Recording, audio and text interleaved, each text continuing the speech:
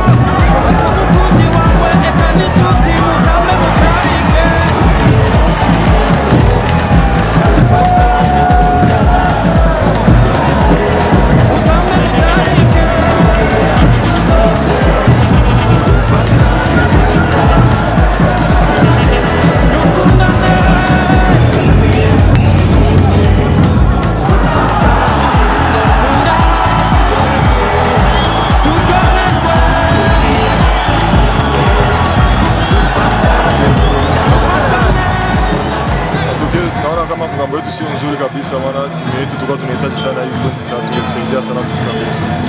Unaona kwa kukosa sio kama bao kitu tulikosea, labda ni tulizubatu kidogo wakatupungua goli. Ndio hivyo inafika, lakini tutajikosoa, tuangalie kama tutatoa kwa matatizo kwa hapo.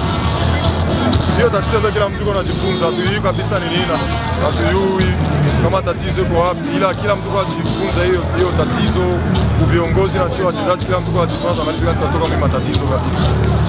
Sijajua tatizo ni nini, sijajua kabisa kiukweli, ila tunajitahidi tuangalie sisi tutatoka kwa matatizo, maana sio hali nzuri. Washabiki tu timu yao wasichoke, maana hii matokeo sio yenyewe tuitaki, tuangalie sisi tutapiganisha tutoke muiali tuko hapo vraiment. Wajitahidi tu hivyo washabiki timu. Mimi naweza nikawaambia wasisirike, maana timu ni yao Kenya iko hapa, tafute suluhisho gani tunajitoa muiali juu. Ukiangalia timu yetu kwa mwaka jana au mwaka tofauti, mwaka jana tulikuwa na wachezaji wazuri na hata mwaka tulikuwa na wachezaji wazuri, sema timu ilisambuka, baadhi ya wachezaji wengine walitokaga wakaleta wengine wachezaji mpya, ndio inaweza sema hapa tatizo ndio moja hiyo. Kwa machi ilikuwa ya kawaida kwa mchezo, malgré goli ni nyingi na ilikuwa na engagement physique nyingi sana.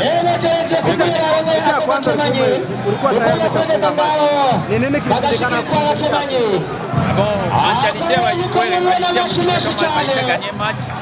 Ndio walikuwa sawa na pesa kidogo, ndio ili na nipo ya Israeli naona. Nawaza Samoya nikisema bile mpaka muulize viongozi